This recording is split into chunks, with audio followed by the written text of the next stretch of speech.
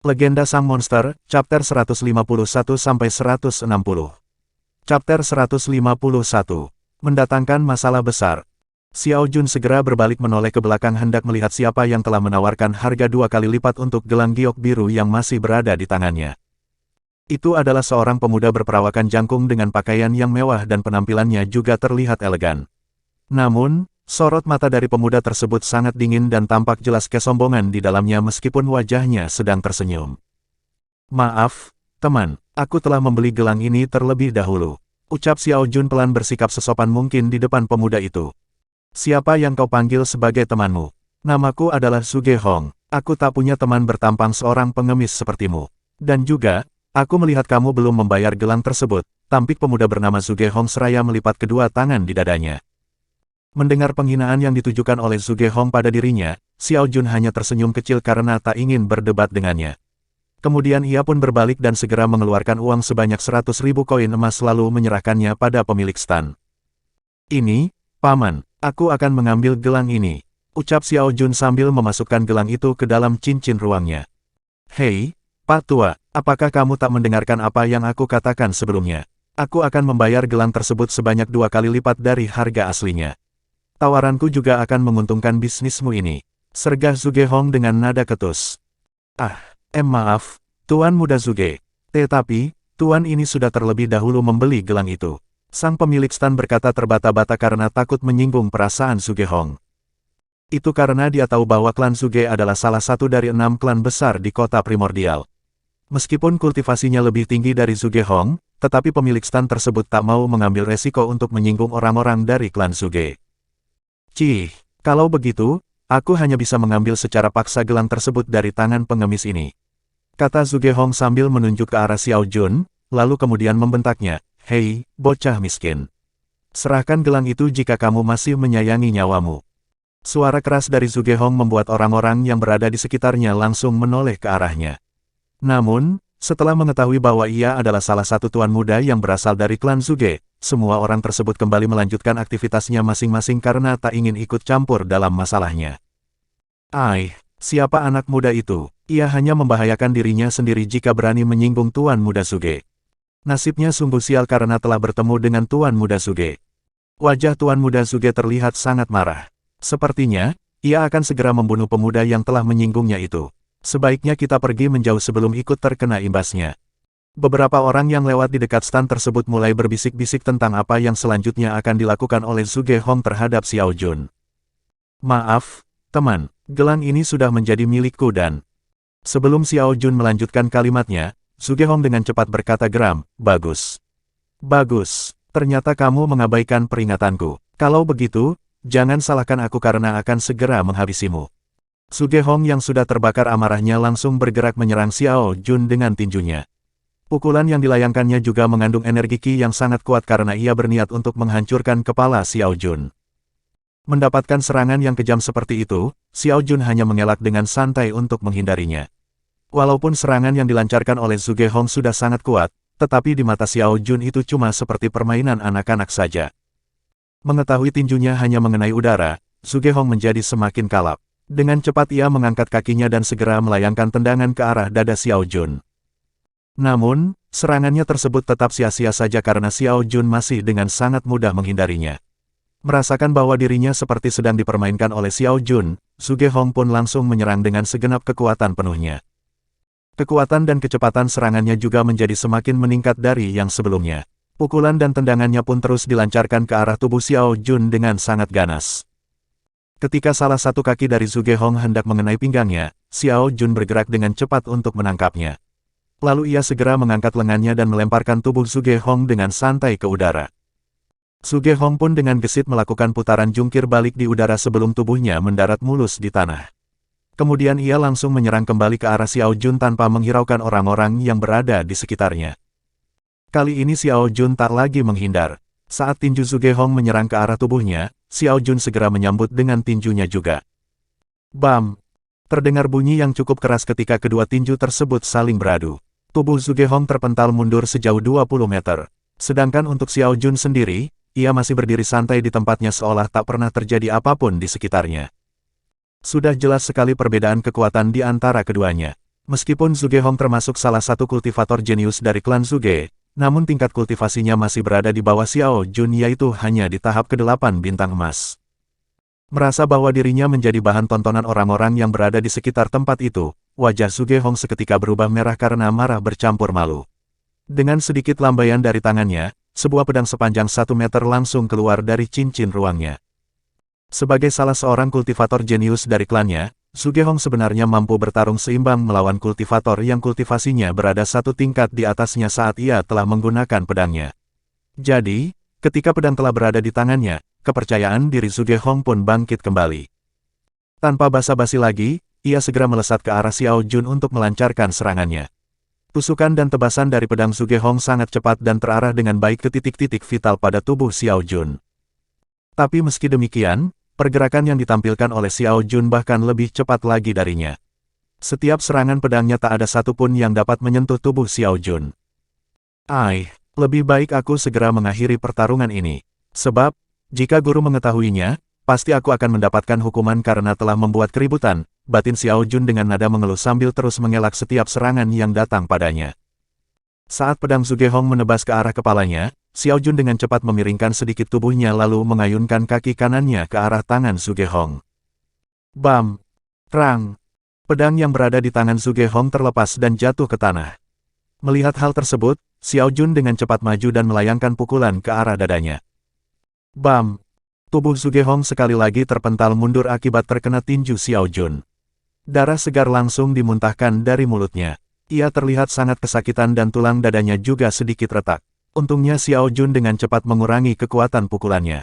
Jika tidak, mungkin semua organ di dalam tubuh Zugehong akan hancur seketika. Kemampuan anak muda itu sangat hebat. Saat melawan Tuan Muda Zuge, ia hanya seperti sedang bermain-main saja. Yah, aku juga melihatnya dengan jelas. Jika saja anak muda tersebut bersungguh-sungguh, mungkin nyawa Tuan Muda Zuge akan dalam bahaya. Sepertinya ini takkan berakhir dengan baik. Pasti di sekitar sini ada orang-orang dari klan Zuge yang memantau pertarungan tadi secara diam-diam. Beberapa orang yang berada di sekitar tempat itu mulai berkomentar. Para kultivator yang berlalu lalang hanya menggeleng-gelengkan kepala mereka setelah mengetahui apa yang sedang terjadi. Tuan, segeralah pergi. Jika kamu masih berlama-lama di tempat ini, aku yakin orang-orang dari klan Zuge akan segera menemukanmu, ucap pemilik stan setengah membisik pada Xiao Jun. Terima kasih, Paman. Aku memang akan segera meninggalkan tempat ini, jawab Xiao Jun pelan, lalu berbalik dan berjalan ke arah penginapan. Hei, bocah, siapa yang mengizinkanmu pergi? Dengan apa yang sudah kamu lakukan pada anggota klan Zuge kami, maka tinggalkanlah nyawamu di sini. Xiao Jun langsung menghentikan langkah kakinya ketika mendengar sebuah suara yang memanggilnya. Ia juga melihat beberapa orang telah berdiri menghadang jalannya seakan tak mengizinkan dirinya untuk lewat. Chapter 152. Serangan balasan Xiao Jun. Melihat bahwa banyak anggota klan Zuge sudah berdatangan, orang-orang yang berada di sekitar tempat itu mulai lebih menjauh dari area tersebut. Mereka sangat paham bahwa masalah ini akan menjadi lebih besar lagi bila para anggota klan Zuge telah turun tangan. Bukankah itu tuan muda kedua dari klan Zuge yang bernama Zuge Liang? Iya, dia adalah anak kedua dari patriark klan Zuge. Zuge Liang juga disebut sebagai jenius sejati dari klan Zuge. Lihatlah tingkat kultivasinya. Di usia yang baru sekitar 20 tahun, ia telah berada di tahap pertama bintang berlian. Anak muda ini sepertinya takkan bisa melarikan diri lagi. Para anggota klan Zuge yang mengepungnya juga memiliki tingkat kultivasi yang kuat. Mereka rata-rata berada di tahap ke-8 dan tahap ke-9 bintang emas. Beberapa orang yang melihat situasi Xiao Jun merasa sangat menyayangkan apa yang selanjutnya akan terjadi pada dirinya. Mereka semua berpikir bahwa sebentar lagi Xiao Jun akan terbunuh di tempat itu. Tuan muda, apakah kita akan langsung membunuhnya di tempat ini? Tanya salah seorang anggota klan Zuge pada Zuge Liang. Setelah aku pikir-pikir, sebaiknya kita menangkapnya terlebih dahulu. Jika kita membunuhnya di sini, maka orang-orang akan menilai bahwa klan Zuge kita adalah klan yang kejam dan tak berperi kemanusiaan, jawab Zuge Liang pelan dengan wajah yang dingin. Baiklah, Tuan muda. Setelah mengatakan hal itu, anggota klan Zuge tersebut segera berbalik ke arah Xiao Jun dan berteriak kepadanya, bocah. Menyerahlah secara baik-baik dan ikut ke klan kami. Dengan begitu, mungkin nyawamu bisa terselamatkan. Tetapi jika kamu melawan, maka jangan salahkan kami yang akan membunuhmu di sini. Semua orang yang mendengar apa yang baru saja dikatakan oleh anggota klan Zuge tersebut, hanya bisa tersenyum kecut. Mereka semua tahu bahwa itu hanyalah sebuah alasan yang dilakukan oleh anggota klan Zuge. Sebab, jika Xiao Jun mengikuti kemauan mereka, itu sama saja dengan bunuh diri. Karena hukuman yang akan dia terima saat berada di dalam klan Zuge adalah mendapatkan siksaan yang sangat berat sampai kultivasinya hancur. Bagi seorang kultivator, mereka akan lebih memilih mati jika kultivasinya dihancurkan. Jadi, tetap saja Xiao Jun akan bernasib nahas bila ikut dibawa ke klan Zuge. Maaf, aku tak bisa mengikuti keinginan kalian. Aku akan segera kembali karena tadi aku meminta izin pada guruku untuk keluar sebentar saja. Jika aku terlambat pulang, guruku akan marah dan mungkin aku juga akan mendapatkan hukuman darinya, ucap Xiao Jun dengan menunjukkan wajah yang sedih. Bagaimana, Tuan Muda? Salah seorang anggota klan Zuge menoleh ke arah Zuge Liang. Selesaikanlah dengan cepat, jawab Zuge Liang singkat. Baik, Tuan Muda. Setelah mendapatkan perintah dari Zuge Liang, beberapa anggota klan Zuge yang memiliki tingkat kultivasi di tahap ke-8 bintang emas segera mengeluarkan senjatanya masing-masing. Sementara untuk anggota lainnya yang memiliki tingkat kultivasi di tahap ke-9 bintang emas, mereka hanya menggunakan tangan kosong saja. Sebab, mereka merasa bahwa Xiao Jun belum pantas untuk melihat kekuatan mereka yang sesungguhnya. Jumlah para anggota klan Zuge yang akan menyerang Xiao Jun sebanyak 10 orang. 7 di antaranya memiliki tingkat kultivasi di tahap ke-8 bintang emas dan 3 lainnya yang berada di tahap ke-9 bintang emas. Ayo, serang dia, seru salah seorang anggota klan Zuge memberikan aba-aba pada yang lainnya. Sepertinya aku benar-benar akan mendapatkan hukuman dari guru karena sudah membuat keributan di kota ini, gumam Xiao Jun dengan nada menggerutu. Para anggota klan Zuge tersebut segera melancarkan serangan ke arah Xiao Jun. Senjata mereka diarahkan tepat di titik-titik vital dan berbahaya pada tubuh Xiao Jun, yang bertujuan untuk mengunci serta mempersempit pergerakan yang akan dilakukan olehnya. Mendapatkan serangan seperti itu, Xiao Jun langsung melompat ke udara dan menginjak dengan keras salah satu kepala dari anggota klan Zuge yang menyerangnya. Tulang tengkorak orang tersebut langsung retak dan membuatnya pingsan seketika. Pergerakan Xiao Jun sangat cepat, sehingga membuat para anggota klan Zuge tak dapat mengimbanginya. Xiao Jun juga berpikir bahwa jika ia membunuh semua orang itu, maka masalah ini akan menjadi lebih besar lagi dan mungkin akan melibatkan Ling Tian. Melihat bahwa salah satu di antara mereka telah jatuh tak sadarkan diri, anggota klan Zuge lainnya menjadi semakin marah. Mereka segera meningkatkan kekuatan dan kecepatan serangannya dengan niat menghancurkan tubuh Xiao Jun menjadi ribuan keping. Xiao Jun berkelit dengan sangat gesit dan lincah untuk mengelak setiap serangan yang tertuju padanya. Pukulan dan tendangan serta tebasan pedang yang datang ke arahnya dapat dihindarinya dengan mudah. Apa yang sebenarnya kalian lakukan? Mengapa hanya untuk mengurus seorang bocah saja kalian membutuhkan waktu yang lama? Apakah aku sendiri yang harus turun tangan untuk menyelesaikannya? Zuge Liang yang masih berdiri di tempatnya, berteriak marah pada anggota klannya karena belum berhasil membunuh Xiao Jun.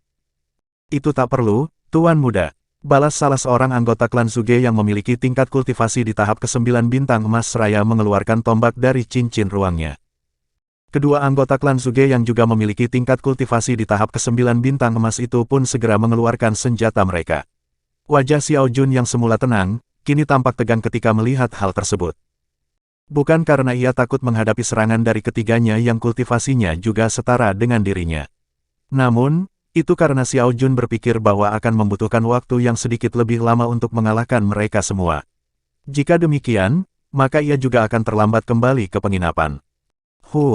Kalau begitu, sebaiknya aku segera melumpuhkan mereka semua, batin Xiao Jun pelan, kemudian langsung membalas serangan salah seorang anggota klan Zuge yang menebaskan pedang ke arahnya. Gerakan yang ditunjukkan oleh Xiao Jun sangat cepat hingga membuat orang tersebut tak sempat menghindari serangannya. Setelah melayangkan pukulan ke wajah pemuda yang memiliki tingkat kultivasi di tahap ke-8 bintang emas itu, Xiao Jun pun segera merampas pedang yang ada di tangannya. Anggota klan Zuge yang lainnya terus menyerang dengan ganas tanpa mempedulikan salah seorang dari mereka telah tersungkur tak sadarkan diri di tanah akibat terkena pukulan keras dari Xiao Jun. Meskipun anggota klan Zuge yang menyerang Xiao Jun tinggal 8 orang saja, tapi serangan kombinasi dari mereka masih cukup kuat. Terang. Bunyi senjata yang saling beradu pun terdengar ketika Xiao Jun mulai menangkis beberapa serangan yang sangat membahayakan dirinya. Pedang hasil rampasan yang telah berada di tangannya juga terus bergerak dengan cepat untuk melakukan serangan balasan. Akhirnya para anggota klan Zuge mulai tak bisa lagi mengimbangi pergerakan dari Xiao Jun. Beberapa dari mereka juga sudah ada yang terkena tusukan dan tebasan oleh pedang yang ada di tangannya. Walaupun Xiao Jun tak memiliki niat untuk membunuh orang-orang tersebut, namun ia tetap memberikan luka yang cukup parah agar mereka tak bangkit lagi untuk kembali menyerangnya.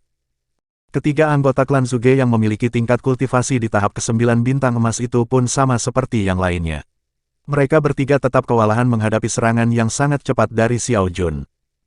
Hanya dalam beberapa menit saja, satu persatu dari ketiga orang itu pun akhirnya ikut tersungkur dan terkapar tak berdaya di tanah bersama dengan yang lainnya.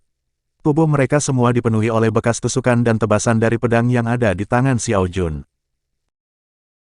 Chapter 153. Kembar tak terkalahkan vs tombak pencabut nyawa. Zhuge Liang yang melihat semua anggota klannya dalam keadaan seperti itu, seketika merasakan kemarahan yang sangat besar di dalam hatinya. Sorot mata dengan tatapan membunuh langsung ditujukannya pada Xiao Jun. CLANG. Xiao Jun membuang pedang yang ada di tangannya ke tanah lalu berkata sambil menggaruk-garuk kepalanya, "Maaf. Aku benar-benar harus pulang secepatnya. Aku sudah sangat terlambat sekarang dan aku yakin guruku juga pasti akan memarahiku karena telah membuat keributan di kota ini." Setelah mengatakan hal itu, Xiao Jun segera bergegas hendak berlari menuju ke arah penginapan. Namun, tiba-tiba di depannya telah muncul Zhuge Liang yang berdiri menghadang jalannya. Akhirnya tuan muda kedua dari klan Zhuge mulai bergerak. Meskipun teknik bela diri yang ditampilkan oleh bocah tersebut sangat hebat, tapi karena tingkat kultivasi mereka jauh berbeda, ia tetap tak akan mampu untuk bertahan. Sungguh disayangkan, jika saja tingkat kultivasi mereka sama, aku sangat yakin bahwa bocah itu dapat bersaing melawan tuan muda Zhuge. Pemikiranku juga sama sepertimu. Jika saja orang yang dihadapi oleh bocah tersebut bukan berasal dari klan besar seperti klan Zhuge, mungkin aku akan berani mengambil resiko untuk menyelamatkannya. Beberapa orang yang berada sedikit jauh dari tempat pertarungan itu sekali lagi berbisik-bisik untuk memberikan komentar mereka terhadap Xiao Jun. "Apakah kamu bebas untuk pergi setelah melukai para anggota klanku itu? Jangan bermimpi," geram Zhuge Liang dengan nada sedikit berteriak. Sepertinya ini akan menjadi sangat merepotkan. Jika saja aku mengajak Xiao Hai atau kakak besar untuk menemaniku, mungkin aku akan dapat menghindari semua keributan ini. Xiao Jun membatin dengan nada mengeluh. Melihat Xiao Jun yang tertegun ketika mendengar perkataannya, Zhuge Liang tersenyum sinis dan berkata dengan nada mencibir, "Apa yang sedang kamu pikirkan? Apakah kamu akhirnya menyesal dan akan menyerah kepadaku?" "Tidak, Tuan Muda, aku sedang memikirkan hukuman apa yang akan diberikan oleh guruku jika ia mengetahui bahwa aku telah membuat semua keributan ini," jawab Xiao Jun dengan raut wajah sedih. "Apa?" Bukan hanya Zhuge Liang yang terkejut ketika mendengar apa jawaban yang keluar dari mulut Xiao Jun. Tetapi, semua orang yang berada di sekitar tempat itu juga merasa bahwa apa yang diucapkannya sungguh tak masuk akal. Dihadapkan dengan kematian yang sebentar lagi akan terjadi pada dirinya, ia tak merasakan takut sedikitpun melainkan yang dipikirkannya adalah hukuman dari gurunya. Apakah bocah itu sudah gila? Karena tahu dirinya akan mati sehingga ia langsung teringat pada gurunya. Yah, aku juga merasa bahwa otak bocah ini telah berpindah ke lututnya. Mungkinkah dia menganggap bahwa dapat mengalahkan tuan muda kedua dari klan Zhuge yang kultivasinya telah mencapai tahap pertama bintang berlian? Tapi aku merasa ada hal yang aneh pada bocah itu. Sejak awal aku tak melihat ada ketakutan yang tampak dari wajahnya ketika berhadapan dengan para anggota klan Zhuge. Aku juga sependapat denganmu. Coba kalian perhatikan, tatapan matanya dari awal masih tetap sama dengan yang sekarang, seolah-olah pertarungan ini hanya menyia-nyiakan waktunya saja. Hehehe, jika memang seperti itu, pasti ini akan menjadi tontonan yang sangat menarik bagi kita. Aku ingin melihat bagaimana caranya seorang pemuda biasa yang hanya memiliki tingkat kultivasi di tahap ke-9 bintang emas, melawan seorang jenius sejati dari klan Zhuge yang kultivasinya telah mencapai tahap pertama bintang berlian. Aku juga sudah tak sabar menantikan pertarungan ini. Hahaha, tawa keras Zhuge Liang segera menghentikan obrolan dari orang-orang yang berada di tempat itu. "Dasar bocah kampung, kau sungguh tak tahu di mana tempatmu sekarang. Sepertinya kau menganggap ucapanku hanya bualan belaka. Kalau begitu, serahkanlah nyawamu padaku." Setelah mengucapkan hal tersebut, Zhuge Liang segera melesat ke arah Xiao Jun dengan kecepatan penuhnya. Selama para anggota klannya menyerang Xiao Jun, ia telah memperhatikan setiap pergerakan yang dilakukan olehnya. Zhuge Liang juga ingin menunjukkan kepada orang-orang yang berada di sekitarnya bahwa ia adalah seorang jenius sejati yang berasal dari klan Zhuge. Dengan demikian, ia harus cepat membunuh Xiao Jun yang telah mengalahkan serta mempermalukan para jenius dari klannya. Mendapatkan serangan yang sangat cepat dari Zhuge Liang, Xiao Jun pun langsung menghindar dengan kecepatan penuhnya juga. Ia tahu bahwa sudah saatnya dia bertarung dengan serius melawan Zhuge Liang yang memiliki tingkat kultivasi lebih tinggi darinya. Kecepatan pergerakan yang dilakukan oleh keduanya terlihat seimbang. Meskipun tingkat kultivasi Zhuge Liang telah berada di tahap pertama bintang berlian, namun sebagai murid seorang monster dan juga partner latihan dari keras salju yang memiliki kecepatan yang sangat cepat, membuat Xiao Jun sudah terbiasa dengan hal semacam itu. Sementara untuk semua orang yang sedang menonton pertarungan mereka, sangat terkejut ketika melihat Xiao Jun dapat bersaing melawan Zhuge Liang. Pantas saja bocah tersebut masih bisa tetap terlihat tenang setelah mendapatkan ancaman dari tuan muda kedua klan Zhuge, ternyata ia memiliki kemampuan yang setara dengannya. Bisa dibilang bocah itu sebagai jenius sejati juga. Apa katamu, jenius sejati? Apakah kamu tak memperhatikan bahwa dengan kultivasi yang hanya pada tahap ke-9 bintang emas, ia sudah dapat bersaing melawan jenius sejati dari klan Zhuge yang telah berada di tahap pertama bintang berlian? Menurutku itu bukan hanya jenius sejati lagi, tetapi seorang monster. Yah, itu memang benar. Bocah itu adalah seorang monster. Mungkinkah ia salah satu murid dari sekte besar juga? Aku tak tahu dari mana bocah ini berasal. Tetapi melihat dari pakaiannya yang biasa saja dan juga cara berbicaranya, sepertinya ia bukan berasal dari kota ini. Berbagai komentar yang menilai tentang pertarungan keduanya pun terdengar lagi. Walaupun orang-orang itu berbicara pelan, namun sebagai seorang kultivator, Xiao Jun dan Zhuge Liang dapat mendengarnya dengan jelas. Hehehe, monster, untungnya guru tak berada di sini.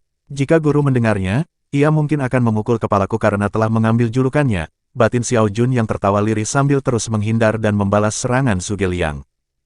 Sedangkan untuk Zhuge Liang yang juga mendengar komentar dari orang-orang tersebut, menjadi semakin kalap. Sebab, menurutnya komentar mereka sangat merendahkan dirinya yang sering disebut-sebut sebagai seorang jenius sejati dari klan Zhuge. Argegeh, aku harus membunuhnya agar semua orang tahu bahwa aku adalah jenius sejati yang sebenarnya. Zhuge Liang membatin dengan nada geram sambil meningkatkan intensitas serangannya. Tetapi meski dengan seluruh usahanya yang sangat gigih, Zhuge Liang masih belum bisa melukai Xiao Jun sedikitpun. Semua serangan yang dilancarkannya juga dapat dipatahkan dengan mudah oleh Xiao Jun.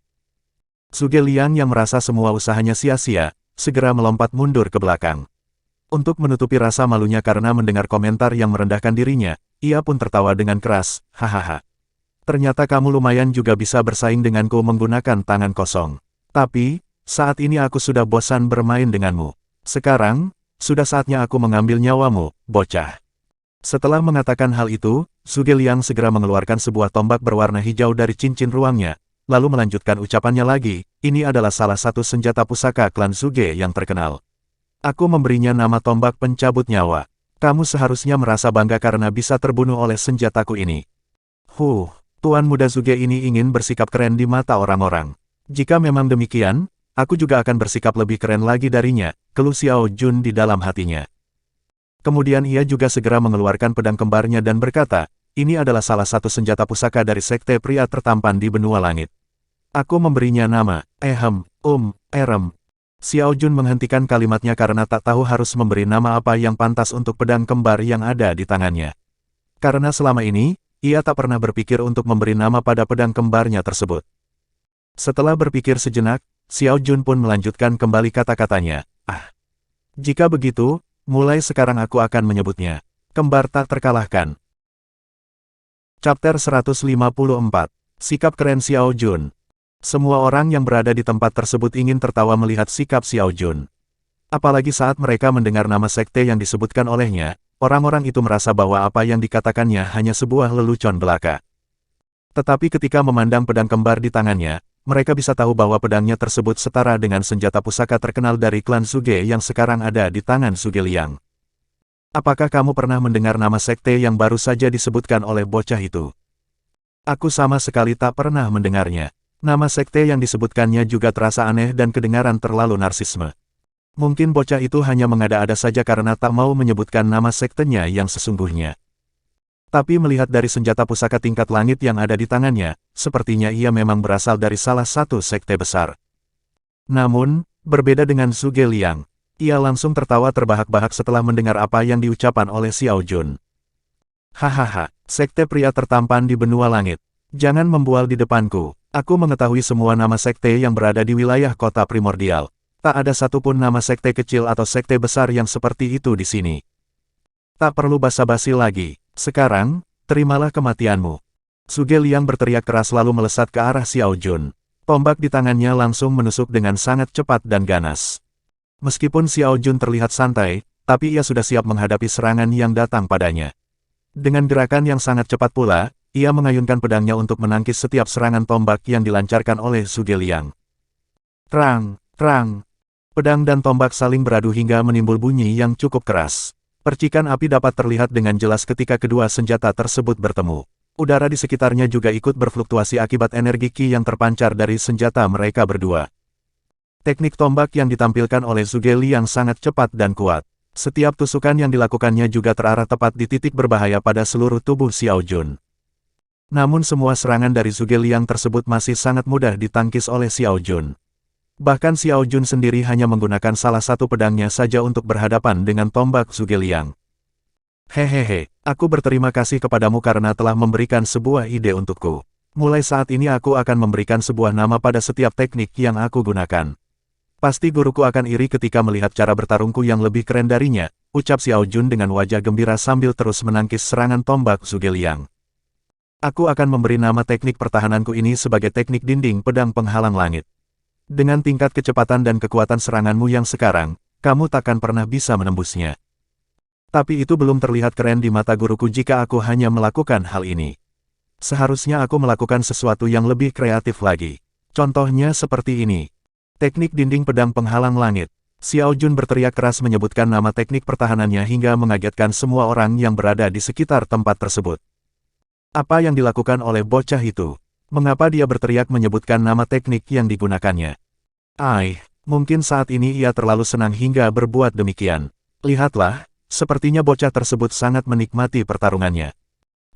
Tak usah kita pedulikan apa maksud dari teriakannya itu. Kita semua hanya perlu menonton dengan tenang pertarungan ini. Kini telah semakin banyak orang yang berkumpul untuk menyaksikan pertarungan antara Xiao Jun dan Zhuge Liang. Para kultivator yang berlalu lalang pun menyempatkan diri singgah di tempat tersebut untuk melihat aksi keduanya. Tombak di tangan Zhuge Liang terus menusuk dengan ganas ke arah tubuh Xiao Jun.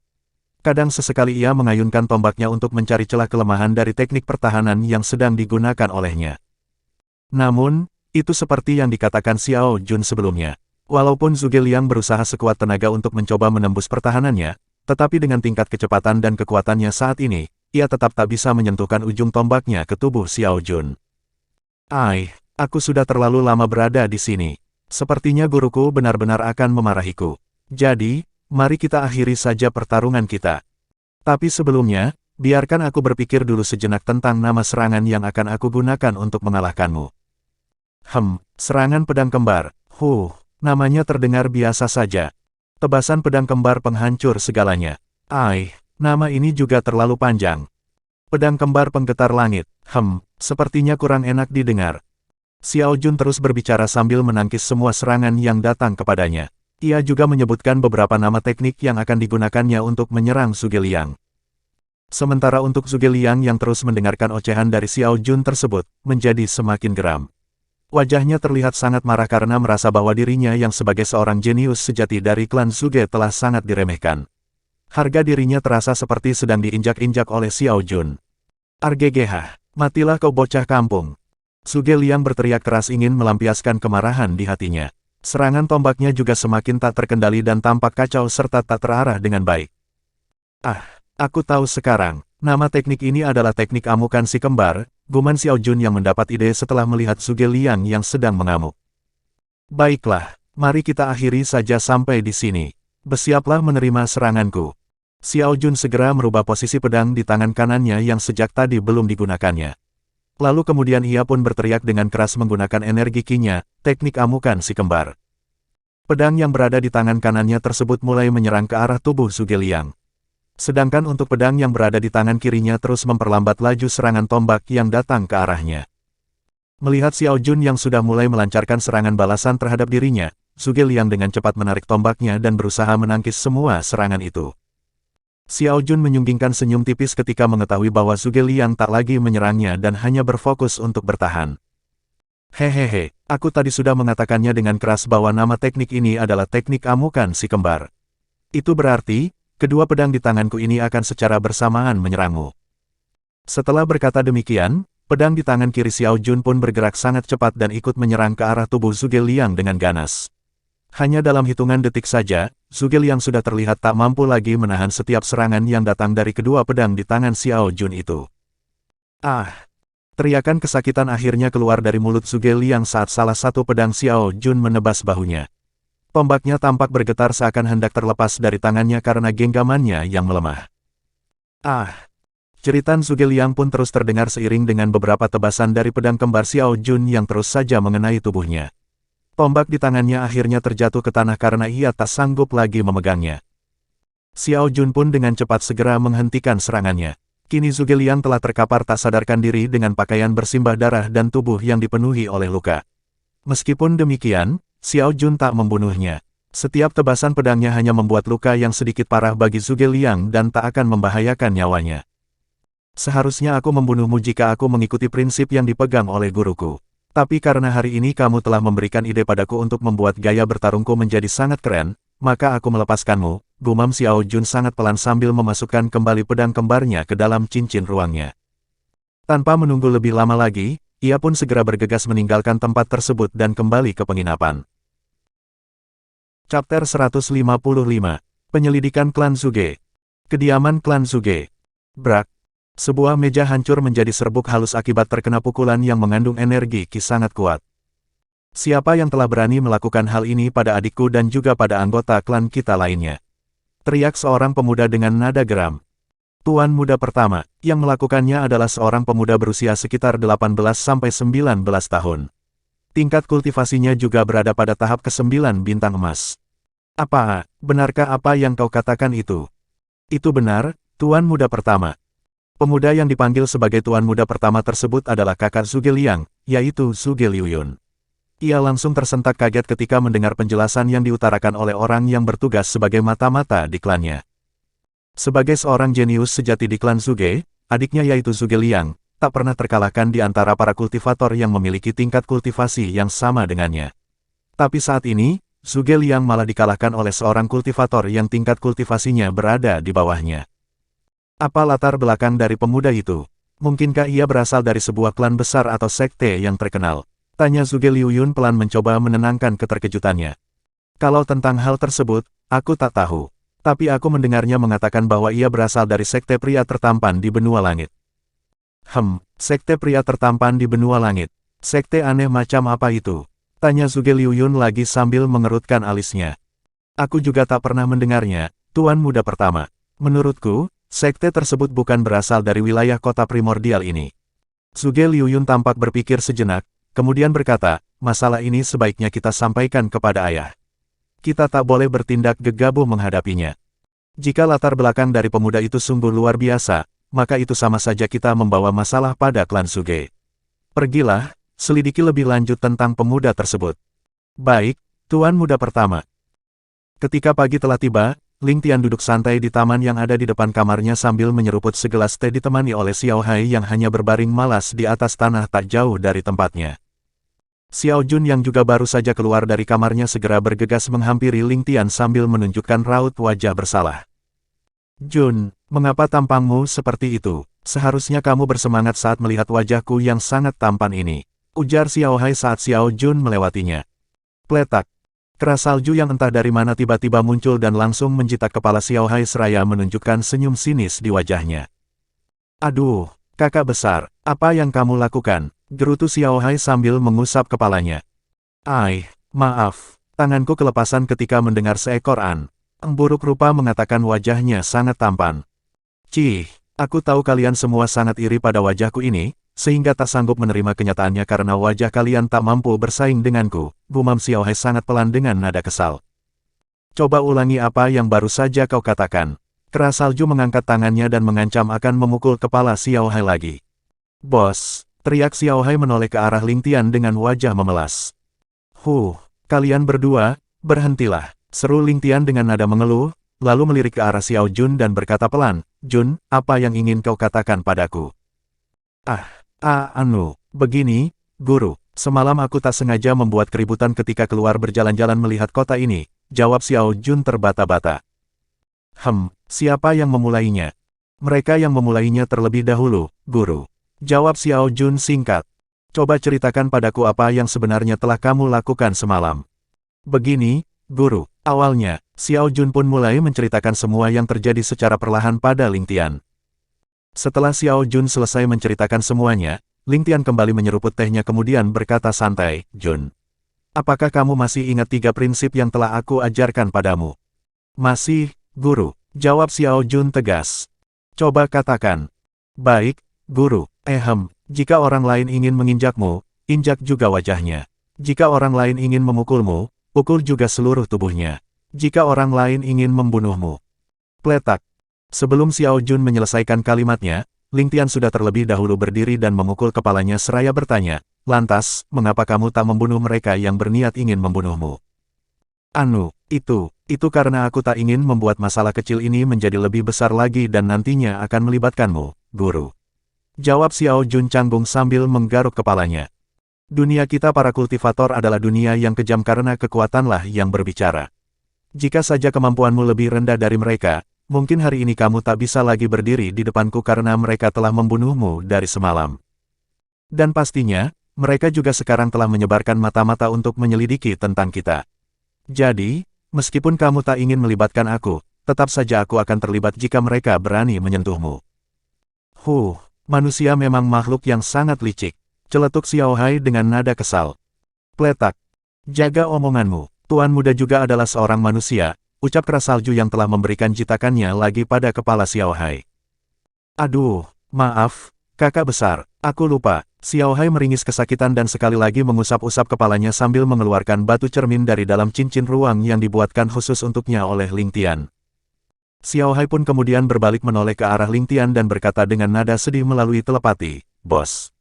Lihatlah wajahku ini, sejak kakak besar mengikuti kita, ketampananku berangsur-angsur memudar. Apakah kamu juga sudah lupa bahwa aku pun bisa mendengar suara telepatimu yang sedang mengeluh pada Tuan Muda? Karena ketampananmu telah memudar, sebaiknya aku hancurkan sekalian saja wajah jelekmu itu. Buk. Ampun, kakak besar. Dalam aula yang sangat besar di klan Zuge, banyak petinggi klan yang sudah berkumpul di sana. Seorang pria parubaya duduk di kursi paling besar yang berada di tengah aula tersebut. Ia adalah patriark klan Zuge, yaitu Zuge Changlai. Apakah ada informasi lebih lanjut tentang pemuda yang melukai putraku dan juga anggota klan Zuge lainnya? Zuge Changlai bertanya dengan nada yang berat. Lapor, Patriark, menurut mata-mata kita, pemuda itu tinggal di sebuah penginapan yang berada dekat dengan pusat perbelanjaan bagian utara. Setelah pemilik penginapan mengetahui bahwa klan Zuge ingin mencari informasi tentangnya, ia akhirnya mau memberitahukannya. Pemuda itu dengan salah seorang temannya membawa 2 ekor binatang roh bersama mereka dan menyewa 4 kamar di dalam penginapan. Dari yang tertulis pada daftar nama para tamu, pemuda tersebut bernama Xiao Jun. Sedangkan untuk temannya itu bernama Ling Tian. Apakah benar mereka hanya berempat saja? Tanya Zuge Changlai sambil mengernyitkan keningnya. Sangat benar, Patriark, tetapi ini juga yang membuat kami bingung. Sebab, menurut apa yang didengar oleh mata-mata kita pada pertarungan semalam, pemuda tersebut selalu mengatakan bahwa ia akan dihukum oleh gurunya jika pulang terlambat ke penginapan. Namun, pemilik penginapan berkata bahwa tak ada seorang pria parubaya atau seorang pria tua yang bersama dengan pemuda itu. Jadi, siapa yang dimaksud sebagai gurunya tersebut? Inilah yang membuat kami bingung untuk mengambil tindakan, Patriark. Jangan terburu-buru, selidikilah terus setiap pergerakan yang mereka lakukan. Jika tebakanku tak salah, mungkin mereka datang ke kota ini karena ingin mengikuti pelelangan yang akan diadakan 9 hari lagi. Zuge Changlai berkata tenang. Baik, Patriark. Chapter 156. Senior Ling. Ling Tian yang masih berada di taman segera menghabiskan tehnya. Kemudian ia pun berdiri dari tempat duduknya dan berkata santai, ayo, kita pergi berkeliling lagi melihat-lihat keramaian di kota ini. Akan sangat membosankan jika kita terus berada dalam penginapan. Baik, Guru. Oke, Tuan Muda. Bos, aku akan berbaring saja di sini menikmati sinar mentari pagi. Kalian semua, pergilah, ujar Xiao Hai yang berbaring malas di tanah. Hehehe, kamu adalah tungganganku. Jadi, bila aku ingin keluar bersama Tuan Muda, kamu juga harus ikut denganku. Keras salju tertawa sinis seraya menunjukkan wajah seram dan menakutkan pada Xiao Hai. Baik, kakak besar, jawab Xiao Hai singkat dan langsung muncul di depan keras salju. Kali ini, Ia sangat takut membuat keras salju marah sehingga akan mendapatkan pukulan lagi darinya. Hehehe, anak baik, keras salju segera melompat naik ke atas punggung Xiao Hai. Ling Tian hanya menggeleng-gelengkan kepalanya saja ketika melihat tingkah keduanya itu. Xiao Hai yang dulunya sangat bebas melakukan keinginannya, kini menjadi sangat tertekan dan tak berkutik sejak bergabungnya keras salju bersama mereka. Xiao Hai, semangat! Xiao Jun mengangkat tangan dan mengepalkan tinjunya seraya memberi dorongan semangat kepadanya. Go, go! Xiao Hai hanya menjawabnya dengan gonggongan karena terlalu malas untuk berbicara. Sebab, ia merasa pendapatnya tak penting lagi jika keras salju berada di dekatnya. Dengan wajah yang tampak lesu, ia pun mengikuti Ling Tian dan Xiao Jun keluar dari penginapan. Suasana kota primordial sangat ramai. Para kultivator dan juga beberapa binatang roh terlihat berlalu lalang secara bersama-sama. Hal ini sudah menjadi pemandangan sehari-hari di dalam kota primordial karena tak ada larangan bagi binatang roh untuk berada di samping pemiliknya. Tuan muda, sepertinya ada beberapa tikus yang sejak tadi terus mengikuti kita, kata keras salju melalui telepati. Biarkan saja, mungkin itu orang-orang dari klan Suge yang ingin memantau pergerakan kita. Sepertinya mereka tak terima senang setelah para anggota klannya dikalahkan oleh Jun, balas Ling Tian santai dan terus berjalan sambil menoleh ke kiri dan ke kanan untuk melihat-lihat aktivitas orang-orang di sekitarnya. Ternyata di kota ini ada juga asosiasi alkemis. Ucap Ling Tian pelan saat memandang sebuah bangunan yang sangat besar dengan papan nama bertuliskan asosiasi alkemis. Mari kita masuk untuk melihat-lihat apa yang ada di dalamnya. Setelah mengatakan hal itu, Ling Tian dan yang lainnya segera berjalan ke arah pintu masuk gedung asosiasi alkemis tersebut. Namun, ketika mereka hendak masuk ke dalamnya, para penjaga langsung menghalanginya. Maaf, Tuan, tempat ini hanya khusus bagi para alkemis dan juga untuk para undangan dari asosiasi alkemis kami. Apakah Tuan seorang alkemis atau seorang tamu undangan? Salah seorang penjaga berkata dengan nada pelan dan sopan. Begitu ya, aku datang ke sini hanya untuk melihat-lihat saja. Jika ada beberapa ramuan roh yang bisa aku dapatkan di tempat ini, mungkin aku akan membelinya, jawab Ling Tian sambil menyunggingkan senyum khasnya. Asosiasi alkemis kami tak menjual ramuan roh, Tuan. Semua itu khusus dijadikan sebagai harta perbendaharaan bagi para anggota asosiasi ini. Sebuah suara berat dengan nada arogan terdengar berasal dari dalam gedung asosiasi alkemis. Kemudian, sang pemilik suara tersebut berjalan santai menghampiri Ling Tian serta yang lainnya. Itu adalah seorang pria parubaya yang memiliki tubuh pendek dan juga gendut. Tuan, jika tak ada hal lainnya, silakan tinggalkan tempat ini. Ujar sang pria parubaya masih dengan nada arogannya sambil memperhatikan Ling Tian dari atas dan ke bawah. Oh, baiklah, jawab Ling Tian singkat, lalu berbalik dan berjalan meninggalkan tempat asosiasi alkemis diikuti oleh Xiao Jun, Xiao Hai dan keras salju. Tuan muda, mengapa kamu tak memerintahkan aku untuk membunuh si gendut yang sangat arogan itu? Aku sangat muak melihat sikapnya yang berlaku kasar terhadapmu. Keras salju berkata melalui telepati dengan nada sedikit marah. Semuanya tak bisa hanya diselesaikan dengan cara seperti itu, kakak besar. Bos selalu menjaga profil rendahnya dan tak pernah ingin mencari masalah dengan hal-hal kecil yang seperti tadi. Sebelum Ling Tian membalas perkataan keras salju, Xiao Hai sudah terlebih dahulu menjawabnya. Saat mereka belum terlalu jauh dari asosiasi alkemis, Ling Tian tiba-tiba menghentikan langkah kakinya yang membuat Xiao Jun, Xiao Hai dan keras salju keheranan. Dengan indera pendengarannya yang sangat tajam, Ling Tian dapat mendengar suara ledakan teredam berasal dari formasi penyegelan yang berada di dalam bangunan asosiasi alkemis tersebut. Meskipun Xiao Jun, Xiao Hai dan keras salju juga memiliki indera pendengaran yang sangat peka, namun mereka tak bisa mendengar suara ledakan itu karena terhalang oleh formasi penyegelan.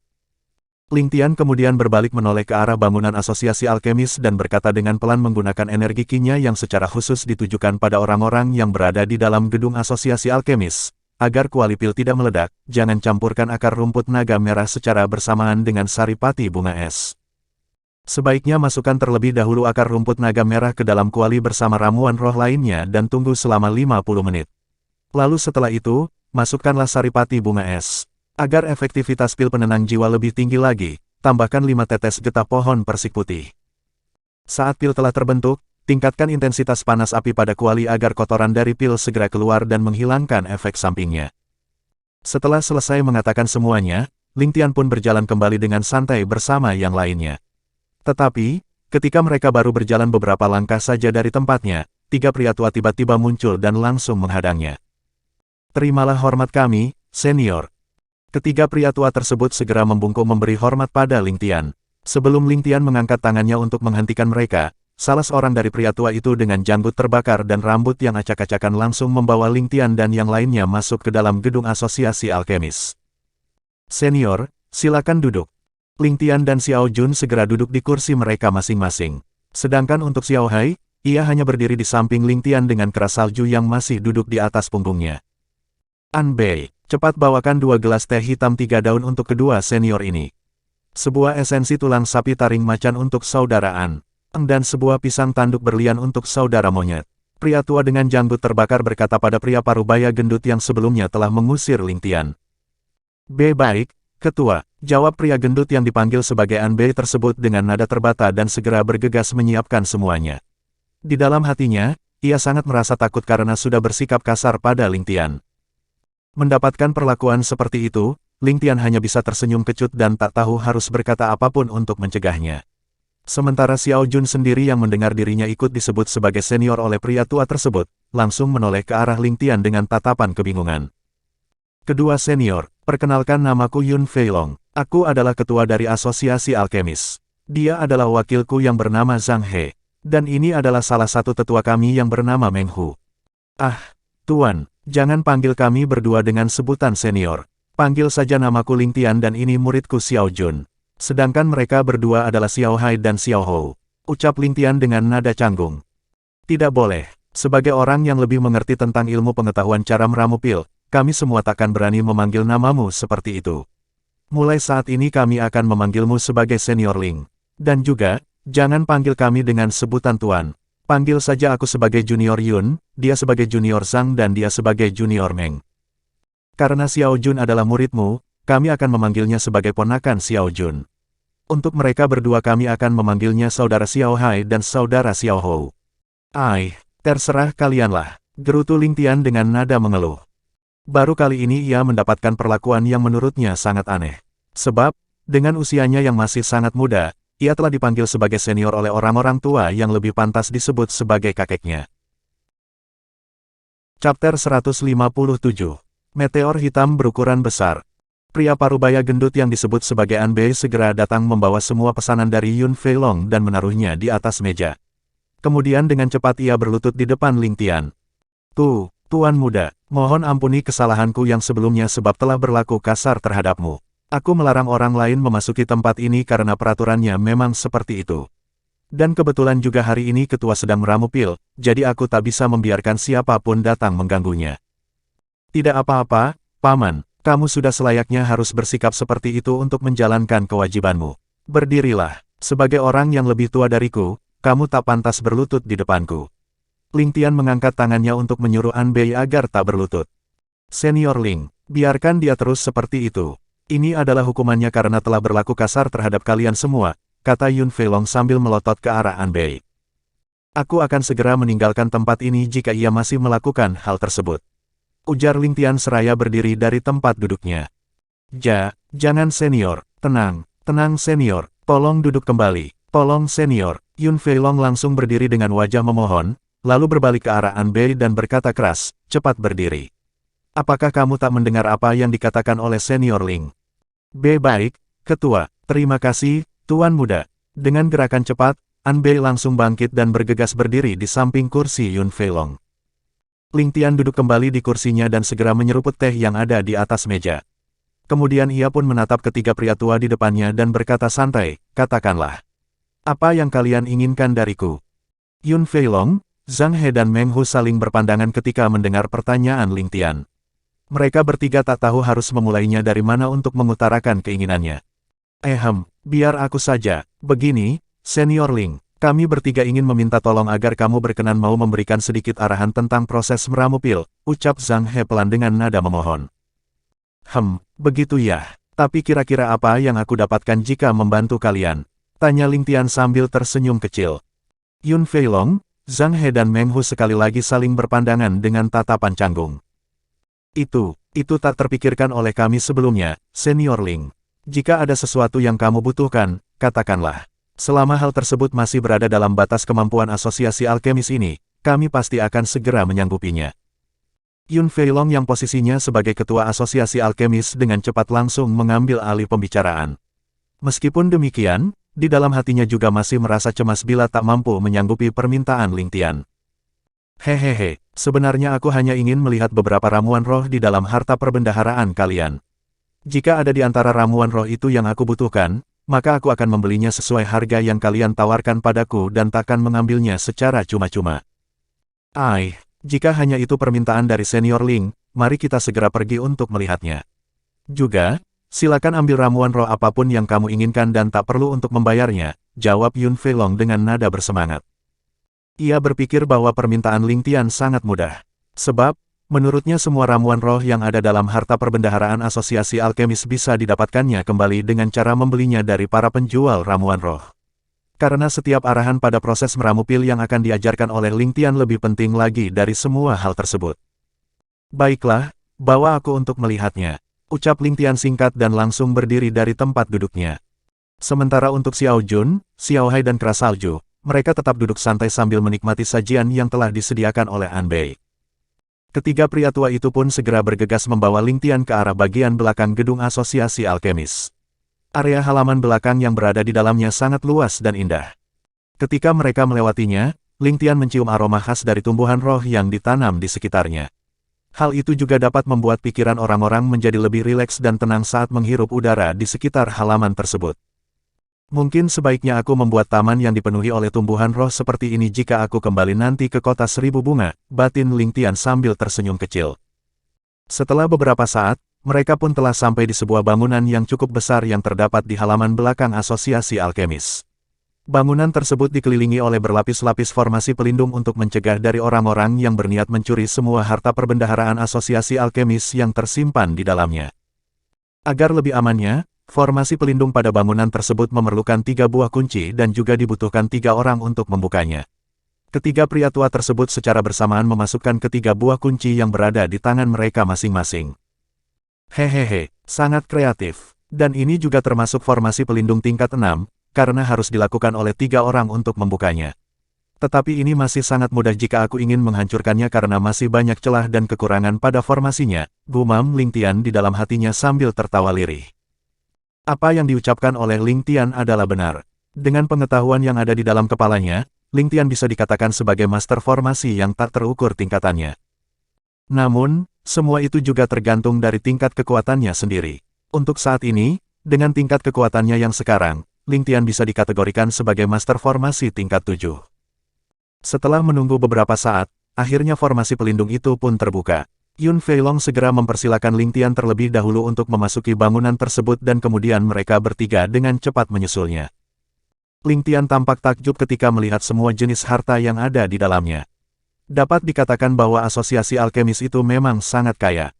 Di dalamnya terdapat berbagai macam senjata pusaka tingkat langit, batu giok tingkat tinggi, ramuan roh yang berumur ribuan tahun dan juga ratusan buku tentang cara meramu pil serta masih banyak lagi harta yang lainnya. Ternyata benda ini ada juga di sini. Ling Tian cukup terkejut ketika melihat sebuah batu besar berwarna hitam yang seukuran meja berada di dekat sekumpulan batu giok tingkat tinggi. Itu adalah batu meteor hitam yang digunakan oleh Ling Tian sebagai salah satu bahan untuk menempa pedang pelangi. Jika dia bisa mendapatkan batu meteor hitam yang sebesar meja tersebut, mungkin Ling Tian bisa juga membuat ribuan senjata pusaka tingkat langit kelas tinggi yang setara dengan pedang pelangi miliknya. Ling Tian berjalan santai menghampiri batu meteor hitam dan mengetuknya sebanyak beberapa kali seraya berpura-pura memeriksa tingkat kekerasannya. Batu apa ini? Tanya Ling Tian dengan menampilkan tampang keheranan. Kami juga tak tahu, Senior Ling. Ini didapatkan dari pelelangan dengan harga yang sangat murah. Sebab, tak ada satupun orang yang mau membelinya karena tak tahu jenis dan kegunaan dari batu ini. Jika Senior Ling menyukainya, maka ambillah. Jawab Yun Feilong sambil mengusap-usap janggutnya yang terbakar akibat ledakan dari kuali pil miliknya. Baiklah, aku akan mengambil batu ini, Junior Yun. Sebutan ini terasa tak pantas dan terdengar aneh. Lebih baik aku memanggilmu sebagai saudara Yun saja. Hahaha, itu terdengar bagus juga jika kamu memanggil kami dengan sebutan saudara. Yun Feilong tertawa gembira mendengar perkataan Ling Tian. Chapter 158. Kakek Ling. Setelah memasukkan batu meteor hitam ke dalam cincin ruangnya, Ling Tian melanjutkan lagi melihat-lihat semua barang yang ada di dalam ruang harta perbendaharaan asosiasi alkemis tersebut. Ling Tian berjalan ke arah tempat ramuan roh yang tersimpan rapi di dalam ribuan rak-rak lemari. Dengan pandangan sekilas saja, ia dapat mengetahui bahwa semua ramuan roh itu berumur di atas 3.000 tahun dan memiliki kualitas yang sangat tinggi. Namun, setelah beberapa saat melihat semua jenis ramuan roh tersebut, Ling Tian tak menemukan apa yang dicarinya. Sambil menghela napas panjang, ia segera menyudahi aktivitasnya itu. Ah, Senior Ling, bukankah kamu tadi mengatakan bahwa akan mengambil beberapa ramuan roh yang ada di tempat ini? Tapi mengapa kamu tak mengambil salah satu pun dari ramuan roh tersebut? Tanya Yun Feilong sedikit canggung. Di dalam hatinya, Yun Feilong merasa sangat cemas.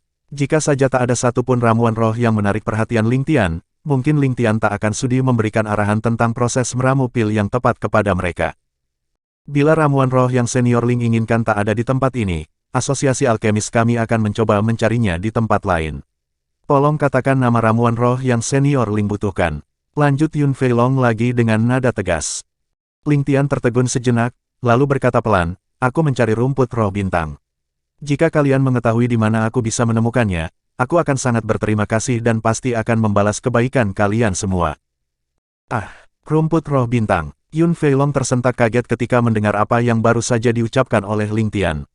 Ia segera berbalik menoleh ke arah Zhang He dan Meng Hu dengan pandangan meminta tanggapan mereka berdua. Mendapatkan tatapan seperti itu Zhang He dan Meng Hu menganggukkan kepala mereka secara bersamaan. Sebab keduanya tahu, meskipun mereka menggelengkan kepala untuk menolak, tetapi keputusan akhir masih tetap berada di tangan Yun Feilong yang posisinya adalah sebagai ketua dari asosiasi alkemis. Melihat respons dari Zhang He dan Meng Hu yang seperti itu, Yun Feilong tertegun sejenak kemudian berkata dengan nada hati-hati, Senior Ling. Sebenarnya, asosiasi alkemis memiliki setangkai rumput roh bintang yang saat ini berada padaku. Kami mendapatkannya dalam pelelangan sekitar 5 tahun yang lalu. Tetapi ini juga adalah satu-satunya bahan yang aku butuhkan untuk meramu sebuah pil 9 hati. Namun, sampai sekarang aku belum yakin untuk membuatnya karena kemungkinan tingkat keberhasilanku hanya sekitar 5% saja. Pil 9 hati adalah pil tingkat 7, sedangkan aku hanyalah seorang alkemis tingkat 6. Peluang keberhasilanku sangat rendah dan jika gagal, itu hanya akan membuang semua ramuan roh dengan sia-sia. Jadi, aku akan memberikannya pada Senior Ling. Tapi, Yun Feilong sedikit ragu-ragu dan menghentikan kalimatnya dengan nada canggung. Bolehkah aku lihat pil terbaik apa yang sudah berhasil dibuat oleh saudara Yun sampai saat ini? Ucap Ling Tian sambil mengangkat tangannya meminta beberapa pil terbaik yang telah diramu oleh Yun Feilong. Baiklah, Senior Ling. Yun Feilong segera mengeluarkan 2 butir pil dari cincin ruangnya dan memberikannya pada Ling Tian. Itu adalah pil awan bening dan pil jantung darah yang memiliki efektivitas 87%. Kedua pil tersebut adalah yang terbaik di antara semua pil yang sudah aku buat. Dan untuk pil yang lainnya hanya memiliki aktivitas 80% sampai 85% saja. Ling Tian memeriksa kedua pil yang diberikan oleh Yun Feilong dengan menggunakan indera spiritualnya. Setelah beberapa saat ia pun berkata santai, bagaimana kalau begini? Bila saudara Yun memberikan rumput roh bintang tersebut kepadaku, aku akan memberikan sedikit arahan agar kualitas pil buatan saudara Yun bisa meningkat dan memiliki efektivitas 90% atau mungkin lebih dari itu. Apa? Yun Feilong, Zhang He dan Meng Hu berteriak secara bersamaan dengan tampilan wajah yang sangat terkejut dan mulut yang terbuka lebar. Jika mereka bertiga mendengar semua hal itu dari mulut orang lain, mungkin mereka akan segera memukuli orang tersebut. Namun, hal ini dikatakan langsung oleh Ling Tian yang tadi sempat memberikan arahan pada Yun Feilong ketika sedang meramu pil penenang jiwa. Meskipun belum terbukti kebenarannya karena Yun Feilong belum mencobanya, tetapi dengan penjelasan Ling Tian yang lebih rinci dan dapat diterima oleh nalar ketiganya, maka dari itu mereka tak sungkan untuk memanggil Ling Tian sebagai senior mereka sendiri. Ada apa dengan kalian? Apakah kalian berpikir bahwa ucapanku hanya lelucon saja? Tanya Ling Tian dengan wajah cemberut. Ketiganya segera tersadar dari keterkejutannya ketika mendengar suara Ling Tian yang membuyarkan lamunan mereka masing-masing. Itu karena belum ada seorang alkemis di kota primordial yang dapat meramu pil dengan efektivitas 90%. Saat ini, baru Yun Feilong lah satu-satunya alkemis yang bisa membuat pil dengan efektivitas 87% dan itu juga menjadikannya sebagai pil dengan efektivitas tertinggi di kota primordial. Bukan seperti itu, Senior Ling. Hanya saja, aku. Sebelum Yun Feilong menyelesaikan kalimatnya, Ling Tian telah lebih dulu melemparkan sebuah pil ke arahnya. Dengan gerakan yang sangat cepat pula, Yun Feilong langsung menangkap pil tersebut. Tiba-tiba, seluruh tubuhnya bergetar keras dan kemudian jatuh berlutut di lantai. Tak terasa air matanya mengalir dengan sendirinya. "Kak Ketua, apa yang terjadi?" Zhang He segera membungkuk dan melihat pil yang ada di tangan Yun Feilong.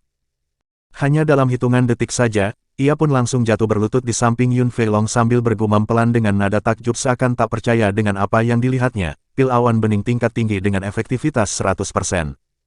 Walaupun pil awan bening buatan Ling Tian telah berubah menjadi warna susu sehingga Ling Tian menamakannya sebagai pil susu awan, tetapi sebagai alkemis tingkat 6 juga, Zhang He dapat mengetahuinya melalui energi yang terpancar dari pil tersebut.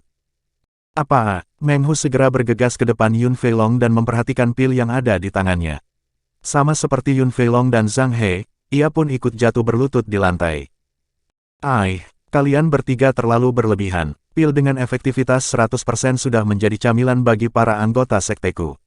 Gerutu Ling Tian dengan nada mengeluh. Mendengar apa yang baru saja diucapkan oleh Ling Tian, Zhang He dan Meng Hu yang sedari tadi mencoba menahan air matanya, langsung menangis dengan suara yang keras sambil memeluk tubuh Yun Feilong.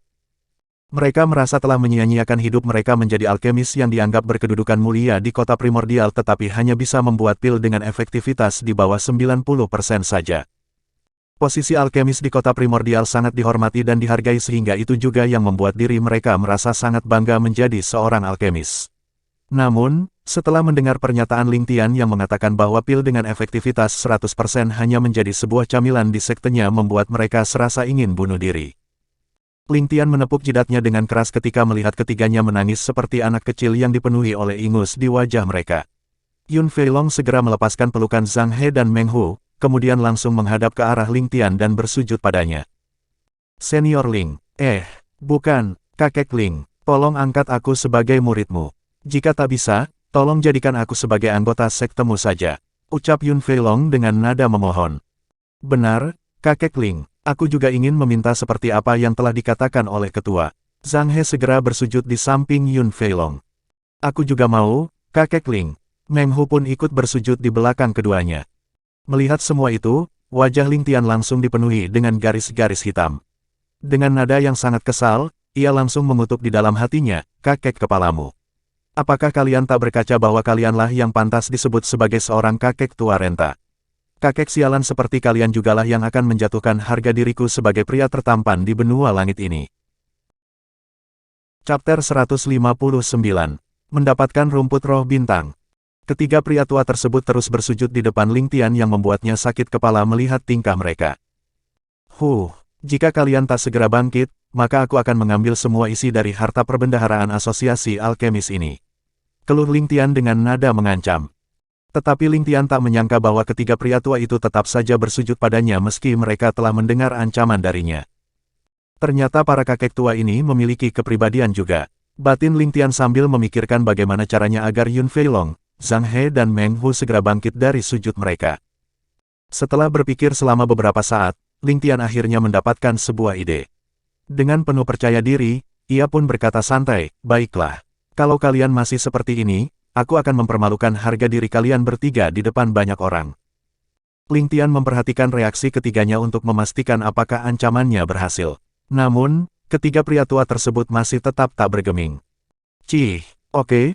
Jangan salahkan aku karena kalian sendirilah yang tak mau mendengarkan perkataanku." Dengan cepat Ling Tian pun berteriak keras sambil menggunakan sedikit energi Qi-nya, "Pencuri! Ada pencuri! Harta perbendaharaan telah dicuri!"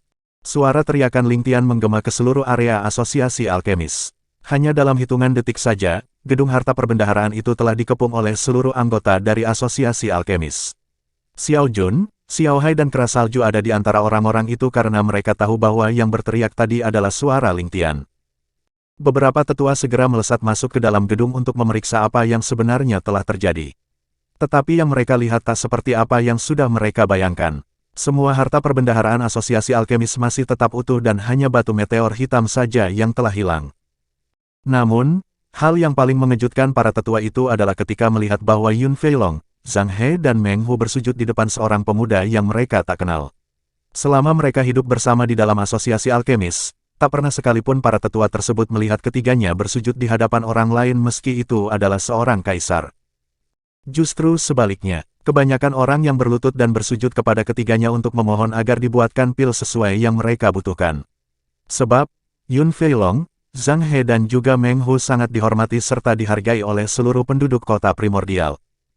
Hehehe, bagus, kalian telah datang. Lihatlah, mereka bertiga telah menjadi gila.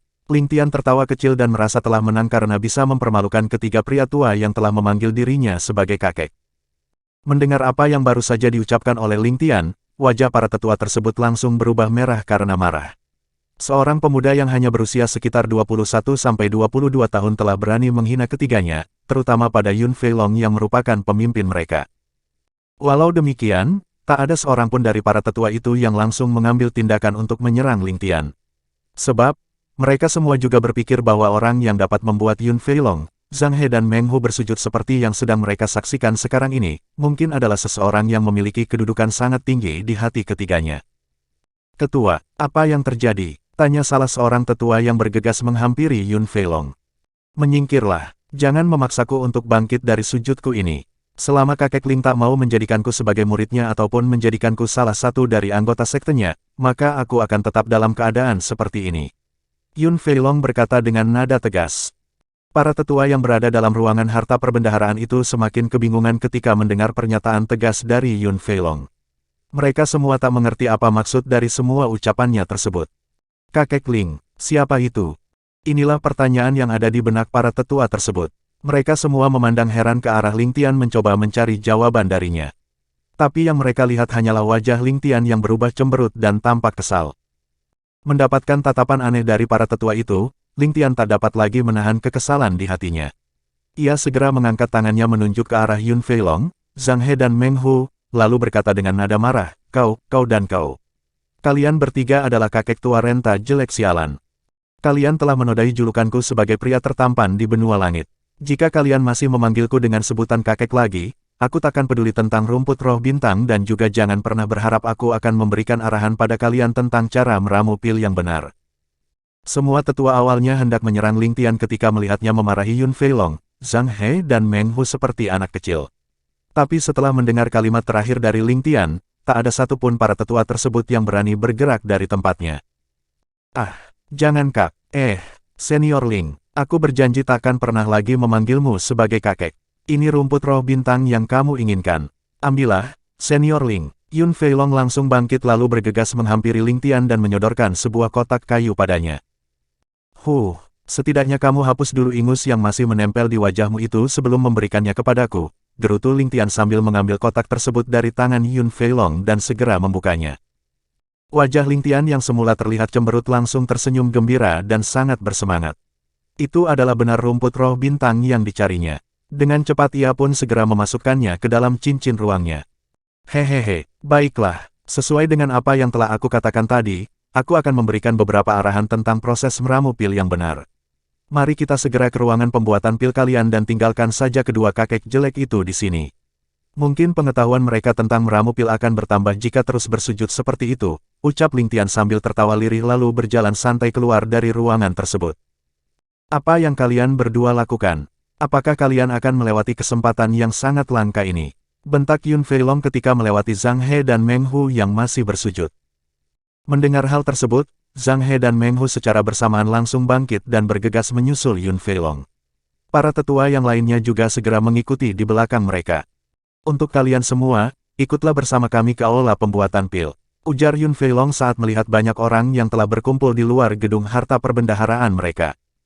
Baik, Ketua. Beberapa saat kemudian, mereka semua telah sampai di sebuah aula yang sangat besar dan dapat menampung ribuan orang di dalamnya. Ling Tian melihat sebuah tungku dan sebuah kuali pil yang telah hancur berkeping-keping. Itu adalah tungku dan kuali yang sebelumnya telah meledak ketika Yun Feilong sedang meramu pil penenang jiwa. 3 orang dari anggota asosiasi alkemis segera bergerak cepat untuk membersihkannya.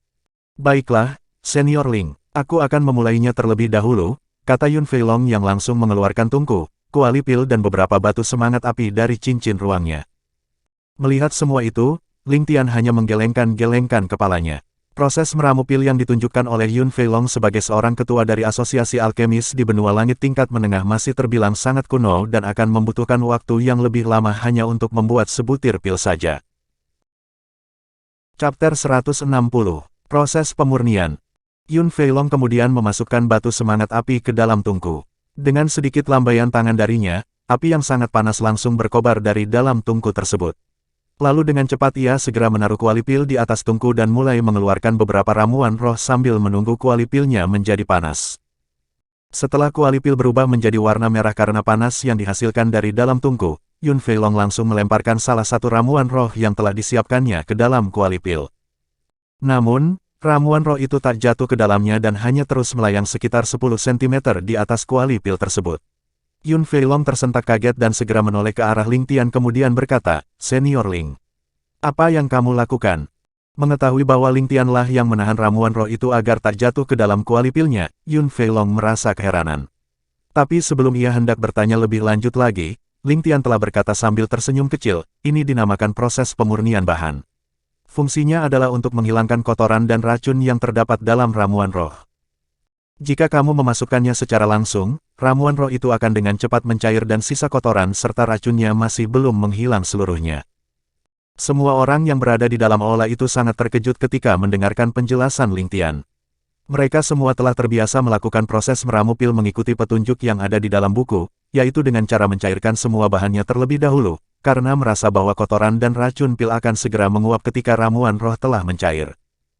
Lemparkanlah semua ramuan roh tersebut dan gunakan energi Kimu untuk mengontrolnya dengan jarak seperti ini di atas kuali. Jika jaraknya lebih dekat, maka itu juga akan dapat mengakibatkan bahan-bahannya mencair, ucap Ling Tian pelan. Yun Feilong segera mengikuti instruksi dari Ling Tian untuk melemparkan semua ramuan roh yang tersisa. Setelah itu, ia pun mengontrolnya sesuai jarak yang telah dicontohkan oleh Ling Tian sebelumnya. Lakukan hal ini selama 2 batang dupa, sekitar 2 jam, agar kotoran dan racun dari semua ramuan roh itu menghilang. Dan hal yang paling penting dari proses pemurnian ini adalah, tolong bawakan aku segelas teh. Sebab hal ini akan membutuhkan waktu yang sedikit lebih lama dan itu akan membuatku lelah menunggu, lanjut Ling Tian sambil berjalan ke arah salah satu tempat duduk di dalam aula tersebut. Tanpa menunggu para anggota lainnya bergerak, Zhang He sudah terlebih dahulu menghilang dari tempatnya.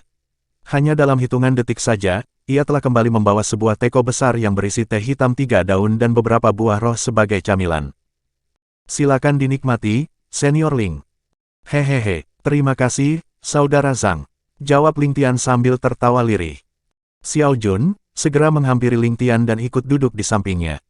Sedangkan untuk Xiao Hai dan Kera Salju, mereka berdiri di sisi lainnya sambil memperhatikan Yun Feilong melakukan proses pemurnian ramuan roh. Guru, mengapa cara meramu pil dari kakek tua itu sangat berbeda denganmu? Ia juga menggunakan tungku dan kuali untuk melakukan prosesnya, sedangkan guru sendiri tak pernah memakai peralatan semacam itu, ucap Xiao Jun setengah membisik. Itu karena cara meramu pil mereka sangat kuno. Mereka hanya selalu mengikuti apa yang tertulis di dalam buku dan tak mau untuk berkreasi sendiri. Akhirnya pengetahuan mereka juga hanya terbatas di dalam buku saja. Semua anggota asosiasi alkemis yang berada di dalam aula tersebut hanya bisa tersenyum kecut mendengar pembicaraan keduanya. Tetapi di dalam hati mereka semua merasa sangat senang karena bisa mendapatkan ilmu pengetahuan yang baru tentang cara meramu pil. Mereka juga sangat terkejut ketika mendengar ucapan Xiao Jun yang mengatakan bahwa Ling Tian tak menggunakan tungku dan kuali di dalam proses meramu pilnya. Lantas alat apa yang digunakannya saat ia meramu pil? Pertanyaan ini akhirnya mengganjal di dalam benak orang-orang tersebut. Berbagai spekulasi juga muncul di dalam pikiran mereka semua. Namun, tak ada seorang pun yang berani bertanya pada Ling Tian untuk memuaskan rasa penasaran mereka. Kini semua orang kembali berfokus pada proses pemurnian yang dilakukan oleh Yun Feilong. Beberapa dari alkemis tingkat 6 bahkan tak memalingkan sedikit pun wajah mereka karena ingin melihat lebih detail proses tersebut. Jika ramuan roh sudah mulai menghitam seperti itu, cepat tambahkan sedikit lagi batu semangat api agar intensitas panasnya bertambah. Hal tersebut juga akan membuat kotoran dan racun di dalamnya lebih cepat menghilang. Ujar Ling Tian sambil menyeruput tehnya. Biar aku saja, Ketua. Tetaplah berkonsentrasi pada bahan-bahannya. Meng Hu segera membantu memasukkan beberapa batu semangat api ke dalam tungku. Cukup, pertahankan agar suhunya tetap seperti itu. Meng Hu langsung berhenti menambahkan batu semangat api ketika mendengar perintah Ling Tian. Kini ia pun ikut ambil bagian dalam proses pemurnian yang dilakukan oleh Yun Feilong karena harus memperhatikan suhu panas yang dihasilkan oleh api di dalam tungku. Ruangan aula tersebut sangat hening sebab tak ada seorang pun yang berani berbicara karena takut mengganggu konsentrasi Yun Feilong. Satu-satunya orang yang bisa melakukan apa saja di tempat itu hanyalah Ling Tian. Tak usahlah terlalu gugup begitu. Rilekskan pikiranmu dan buatlah sesantai mungkin. Jika kamu terus seperti itu, kekuatan spiritualmu akan cepat habis dan malah akan menghambat jalannya proses pemurnian ini. Ya, lakukanlah seperti itu dan tersenyumlah sedikit agar ramuan roh itu bisa merasakan ketulusanmu saat memurnikan mereka. Sebagai seorang alkemis, kamu harus melakukan semuanya melalui hati dan jiwamu saat sedang meramu pil. Sebab hal itu jugalah yang dapat meningkatkan efektivitas pil yang kamu buat. Sepertinya senyummu itu kurang lebar. Ayo, lebih tersenyum lagi. Jika hanya begitu saja, senyummu malah tampak terlihat dipaksakan. Nah, begitulah yang aku maksudkan. Pertahankan senyummu seperti itu karena hal tersebut juga dapat mengurangi keriput di wajahmu. Ling Tian terus berbicara mengomentari semua tindakan yang dilakukan oleh Yun Feilong dalam proses pemurnian ramuan roh tersebut. Semua orang yang mendengarnya merasa aneh dengan apa yang dikatakannya. Tapi tak ada seorang pun yang berani menyanggahnya. Sementara untuk Yun Feilong sendiri, ia mengikuti semua apa yang diperintahkan oleh Ling Tian kepada dirinya. Ia sangat percaya dengan apa yang diucapkan Ling Tian meskipun itu juga sangat aneh menurutnya. Rasakan pembalasanku, kakek tua bangka. Ini adalah ganjaranmu karena telah memanggilku dengan sebutan kakek, hahaha. Ling Tian tertawa terbahak-bahak di dalam hatinya karena merasa sangat gembira telah berhasil mengibuli Yun Feilong dengan menyuruhnya tersenyum saat melakukan proses pemurniannya. Bersambung.